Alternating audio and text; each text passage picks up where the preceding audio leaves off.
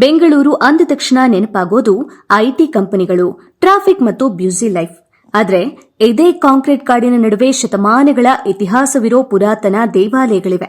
ಜೀವನದ ಒತ್ತಡದ ಮಧ್ಯೆ ಒಮ್ಮೆ ಇಲ್ಲಿಗೆ ಭೇಟಿ ಕೊಟ್ರೆ ಮನಸ್ಸು ಪ್ರಶಾಂತವಾಗುತ್ತೆ.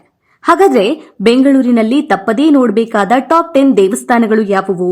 ಅಲ್ಲಿಗೆ ತಲುಪೋದು ಹೇಗೆ? ಬನ್ನಿ ನೋಡೋಣ. ಇಸ್ಕಾನ್ ಟೆಂಪಲ್, ಶ್ರೀ ರಾಧಾಕೃಷ್ಣ ಮಂದಿರ. ಹರೇ ಕೃಷ್ಣ ಬೆಟ್ಟದ ಮೇಲಿರುವ ಇಸ್ಕಾನ್ ಅದ್ಭುತ ವಾಸ್ತುಶಿಲ್ಪ ಮತ್ತು ಅಮೃತಶಿಲೆಯ ಭವ್ಯ ಮಂದಿರದಿಂದ ಲಕ್ಷಾಂತರ ಭಕ್ತರನ್ನ ಆಕರ್ಷಿಸುತ್ತೆ. ಇದು ಮೆಜೆಸ್ಟಿಕ್ ಹಾಗೂ ಯಶವಂತಪುರ ರೈಲು ನಿಲ್ದಾಣದಿಂದ ಸುಮಾರು 5 ಕಿಲೋಮೀಟರ್ ದೂರದಲ್ಲಿದೆ.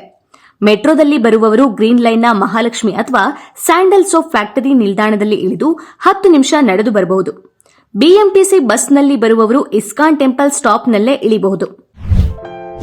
ಬಸವನಗುಡಿಯ ಬುಲ್ ಟೆಂಪಲ್, ನಂದಿ ದೇವಸ್ಥಾನ. 16ನೇ ಶತಮಾನದ ವಿಜಯನಗರ ಶೈಲಿಯ ಈ ದೇವಾಲಯ ಒಂದೇ ಬಂಡೆಯಲ್ಲಿ ಕೆತ್ತಲಾದ ಬೃಹತ್ ನಂದಿ ವಿಗ್ರಹಕ್ಕೆ ಪ್ರಸಿದ್ಧ.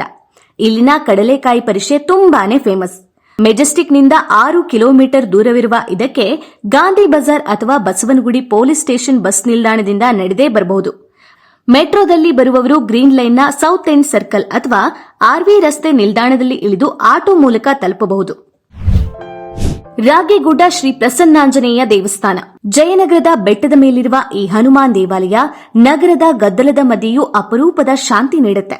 ಇಲ್ಲಿಂದ ಬೆಂಗಳೂರಿನ ವಿಹಂಗಮ ನೋಟವನ್ನ ಕಣ್ತುಂಬಿಕೊಳ್ಳಬಹುದು. ಮೆಟ್ರೋ ಮೂಲಕ ಬರುವವರು ಗ್ರೀನ್ ಲೈನ್ನ ಆರ್ವಿ ರಸ್ತೆ ನಿಲ್ದಾಣದಲ್ಲಿ ಇಳಿದು ಅಲ್ಲಿಂದ ಆಟೋ ಅಥವಾ ಕ್ಯಾಬ್ ಮೂಲಕ ಸುಲಭವಾಗಿ ಬರಬಹುದು. ಗವಿ ಗಂಗಾಧರೇಶ್ವರ ದೇವಸ್ಥಾನ. ಬಂಡೆ ಕೊರೆದು ನಿರ್ಮಿಸಿರುವ ಈ ವಿಶಿಷ್ಟ ಶಿವ ದೇವಾಲಯದಲ್ಲಿ ಮಕರ ಸಂಕ್ರಾಂತಿಯಂದು ಸೂರ್ಯನ ಕಿರಣಗಳು ನಂದಿಯ ಕೊಂಬಿನ ಮಧ್ಯೆ ಹಾದು ನೇರವಾಗಿ ಶಿವಲಿಂಗದ ಮೇಲೆ ಬೀಳುವ ಅದ್ಭುತ ದೃಶ್ಯ ನೋಡಬಹುದು.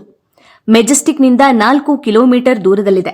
ಹತ್ತಿರದ ಮೆಟ್ರೋ ನಿಲ್ದಾಣಗಳಾದ ಬಸವನಗುಡಿ ಅಥವಾ ರಾಮಕೃಷ್ಣ ಆಶ್ರಮದಿಂದ ಇದು ಕೇವಲ 1 ರಿಂದ 2 ಕಿಲೋಮೀಟರ್ ದೂರವಿದ್ದು ಆಟೋ ಅಥವಾ ಬಸ್ ಮೂಲಕ ತಲುಪಬಹುದು. ಕಾಡು ಮಲ್ಲೇಶ್ವರ ದೇವಸ್ಥಾನ.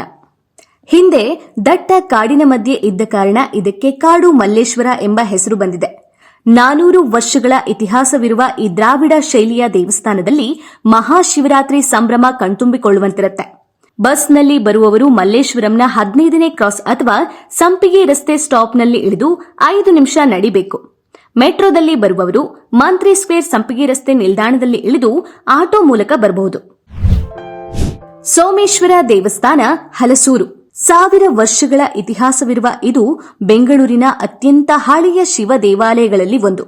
ಭವ್ಯ ಕಲ್ಲಿನ ಕೆತ್ತನೆಗಳು ಇಲ್ಲಿನ ಹೈಲೈಟ್ಸ್. ಪರ್ಪಲ್ ಲೈನ್ನ ಹಲಸೂರು ಮೆಟ್ರೋ ನಿಲ್ದಾಣದಿಂದ ಕೇವಲ 5 ನಿಮಿಷದ ನಡಿಗೆಯ ದೂರದಲ್ಲಿದೆ. ಬಸ್ನಲ್ಲಿ ಬರುವವರು ಹಲಸೂರು ಪೊಲೀಸ್ ಠಾಣೆ ಅಥವಾ ಟ್ರಿನಿಟಿ ವೃತ್ತದ ಬಳಿ ಇಳಿದು ಬರಬಹುದು. ಚೊಕ್ಕನಾಥ ಸ್ವಾಮಿ ದೇವಸ್ಥಾನ. ದೊಮ್ಮಲೂರು ಮುಖ್ಯ ರಸ್ತೆಯಲ್ಲಿರುವ ಈ 12ನೇ ಶತಮಾನದ ವಿಷ್ಣು ದೇವಾಲಯ ನಗರದ ಅತ್ಯಂತ ಹಳೆಯ ವೈಷ್ಣವ ತಾಣ. ಇಲ್ಲಿನ ಕನ್ನಡ ಮತ್ತು ತಮಿಳು ಶಾಸನಗಳು ಐತಿಹಾಸಿಕ ಮಹತ್ವ ಸಾರುತ್ತೆ. ಇದು ಇಂದಿರಾನಗರಕ್ಕೆ ತೀರಾ ಹತ್ತಿರದಲ್ಲಿದೆ. ಬಸ್ನಲ್ಲಿ ಬರುವವರು ದೊಮ್ಮಲೂರು ಅಥವಾ ಇಂದಿರಾನಗರ 100 ಅಡಿ ರಸ್ತೆ ನಿಲ್ದಾಣದಲ್ಲಿ ಇಳಿದು 2 ನಿಮಿಷ ನಡಿಬೇಕು. ಮೆಟ್ರೋದಲ್ಲಿ ಬರುವವರು ಇಂದಿರಾನಗರ ನಿಲ್ದಾಣದಲ್ಲಿ ಇಳಿದು ಆಟೋದಲ್ಲಿ ಬರಬಹುದು. ನಂದಿ ತೀರ್ಥ ಕಲ್ಯಾಣಿ ಕ್ಷೇತ್ರ.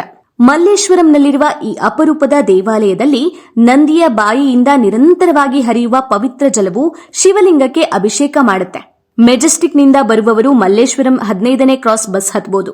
ಮೆಟ್ರೋದಲ್ಲಿ ಬರುವವರು ಶ್ರೀರಾಂಪುರ ಅಥವಾ ಸಂಪಿಗೆ ರಸ್ತೆ ನಿಲ್ದಾಣದಲ್ಲಿ ಇಳಿದು ಅಲ್ಲಿಂದ ಆಟೋ ಮೂಲಕ 10 ನಿಮಿಷಗಳಲ್ಲಿ ತಲುಪಬಹುದು. ಬನಶಂಕರಿ ದೇವಿ ದೇವಸ್ಥಾನ. ಬೆಂಗಳೂರಿನ ಪ್ರಸಿದ್ಧ ಶಕ್ತಿ ಪೀಠಗಳಲ್ಲಿ ಒಂದಾದ ಇಲ್ಲಿ ಆಷಾಢ ಮಾಸದಲ್ಲಿ ನಡೆಯುವ ಬನಶಂಕರಿ ಜಾತ್ರೆ ತುಂಬಾನೇ ಫೇಮಸ್. ಭಕ್ತಿ ಭಾವದ ವಾತಾವರಣವಿರುವ ಈ ದೇವಾಲಯಕ್ಕೆ ಸಂಪರ್ಕ ಸುಲಭ. ಗ್ರೀನ್ ಲೈನ್ನ ಬನಶಂಕರಿ ಮೆಟ್ರೋ ನಿಲ್ದಾಣ ಅಥವಾ ಅದರ ಪಕ್ಕದಲ್ಲೇ ಇರುವ ಬಿಎಂಟಿಸಿ ಬಸ್ ನಿಲ್ದಾಣದಿಂದ ಕೇವಲ 2 ನಿಮಿಷ ನಡೆದ್ರೆ ದೇವಾಲಯ ತಲುಪಬಹುದು. ರಂಗನಾಥ ಸ್ವಾಮಿ ದೇವಸ್ಥಾನ, ಚಿಕ್ಕಪೇಟೆ. ಬ್ಯುಸಿ ವ್ಯಾಪಾರ ಪ್ರದೇಶದ ಮಧ್ಯೆ ಇರುವ ಈ ಪುರಾತನ ವಿಷ್ಣು ದೇವಾಲಯ ವಿಜಯನಗರ ಹಾಗೂ ಹೊಯ್ಸಳ ವಾಸ್ತುಶಿಲ್ಪದ ಸುಂದರ ಸಂಗಮ. ಇಲ್ಲಿಗೆ ಬರಲು ಮೆಟ್ರೋ ಬೆಸ್ಟ್ ಆಪ್ಷನ್. ಮೆಜೆಸ್ಟಿಕ್ ಅಥವಾ ಚಿಕ್ಕಪೇಟೆ ಮೆಟ್ರೋ ನಿಲ್ದಾಣದಲ್ಲಿ ಇಳಿದು 10 ನಿಮಿಷ ನಡೆದು ಬರಬಹುದು. ಬಸ್ನಲ್ಲಿ ಬರುವವರು ಮೆಜೆಸ್ಟಿಕ್ನಿಂದ ಅವೆನ್ಯೂ ರಸ್ತೆಗೆ ಬಂದು ತಲುಪಬಹುದು. ನೀವು ಬೆಂಗಳೂರಿನವರಾಗಿದ್ರೆ ಅಥವಾ ಇಲ್ಲಿಗೆ ಭೇಟಿ ನೀಡುವ ಪ್ಲಾನ್ನಲ್ಲಿದ್ರೆ ಈ 10 ದೇವಾಲಯಗಳನ್ನ ಮಿಸ್ ಮಾಡದೆ ವಿಸಿಟ್ ಮಾಡಿ. ವಿಡಿಯೋ ಇಷ್ಟ ಆಗಿದ್ರೆ ಲೈಕ್, ಶೇರ್ ಮಾಡಿ.